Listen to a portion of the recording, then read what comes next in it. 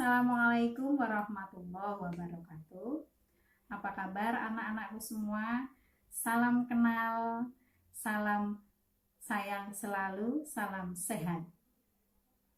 Selamat datang di MTS Muhammadiyah Kajen, sekolah yang berbasis agama dengan slogan beda, berbasis dunia akhirat. Sebelumnya perkenalkan terlebih dahulu, saya nama Ibu Sri Sofiati Hafsah yang dalam hal ini mengampu pelajaran IPA.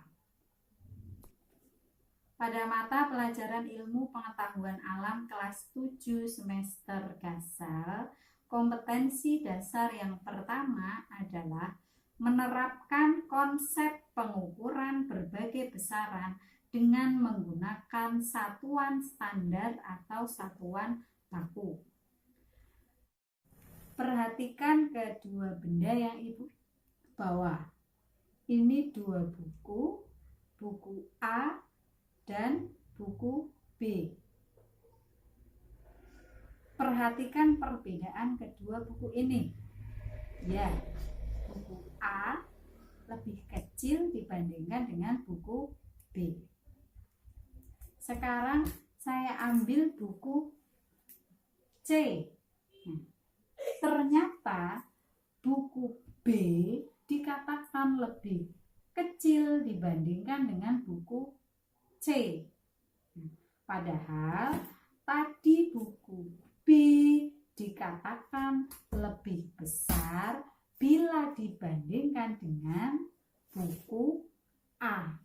Nah, dalam hal ini B bisa menjadi lebih kecil, juga bisa menjadi lebih besar, tergantung dari siapa yang digunakan sebagai pembandingnya.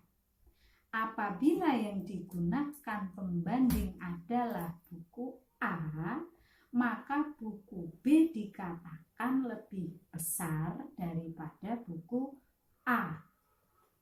Apabila dibandingkan dengan buku C, maka buku B dikatakan lebih kecil dari buku C. Nah, dalam hal ini kita sudah melakukan apa yang dinamakan dengan pengukuran. Nah, apa itu pengukuran? Pengukuran adalah kegiatan membandingkan suatu besaran dengan besaran sejenis yang ditetapkan sebagai satuan. Apa sih manfaat pengukuran dalam kehidupan sehari-hari? Banyak. Sebagai contoh, saat kita akan membeli sepatu, tentunya kita harus tahu berapa ukuran panjang kaki yang pas dengan sepatu yang akan kita beli. Kemudian saat kita ke pasar akan membeli buah-buahan, tentunya akan diukur dengan menggunakan timbangan berapa kilo yang akan kita beli. Saat mengoven roti atau kue kering, kita harus tahu berapa menit, harus mengukur berapa menit agar tidak kosong. Contoh lagi, saat kita masuk ke bank pada saat ini, maka akan ada petugas yang menunjukkan suatu alat di dahi kita. Nah, itu juga kegiatan pengukuran, yaitu pengukuran suhu badan manusia. Banyak lagi contoh yang ada dalam kehidupan sehari-hari.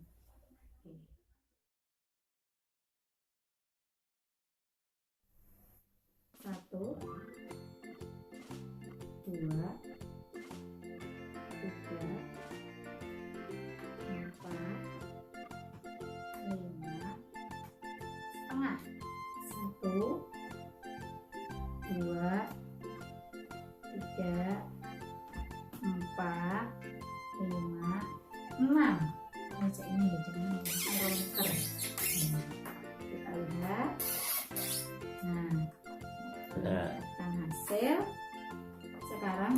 Bianda akan mengukur meja ini dengan menggunakan roll meter. Berapa hasilnya Mbak Bianda? 98. Itu akan mengukur panjang meja ini 60. Kemudian kita tambahkan. Nah, angkanya 38, betul. 60. Terus tambah lagi. Berapa Mbak ini Mbak angkanya? Dari kegiatan pengamatan tadi dapat kita simpulkan bahwa satuan tidak baku adalah satuan yang apabila digunakan oleh orang yang berbeda dapat memberikan hasil yang berbeda.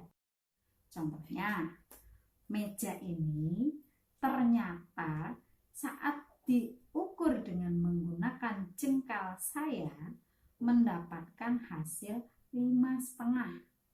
Sedangkan ketika diukur menggunakan jengkal tangan Bianda mendapatkan hasil 6 jengkal. Padahal benda yang diukur adalah sama, yaitu meja. Satuan tidak baku contohnya banyak. Tadi kita menggunakan jengkal. Bisa juga tepak, yaitu panjang dari ujung tangan kanan sampai ujung tangan kiri. Bisa juga dengan menggunakan tempat pensil, kemudian menggunakan buku atau bolpen atau pensil dan lain sebagainya. Sedangkan saat diukur menggunakan roll meter ataupun dengan menggunakan penggaris, meja ini mendapatkan hasil ukur yang sama, meskipun yang mengukur saya dan Bianda sama-sama menghasilkan angka 98 cm. Nah, ini yang dinamakan dengan satuan baku. Lah, satuan baku berarti apa? Satuan baku adalah satuan yang apabila digunakan oleh siapapun akan memberikan hasil pengukuran yang sama.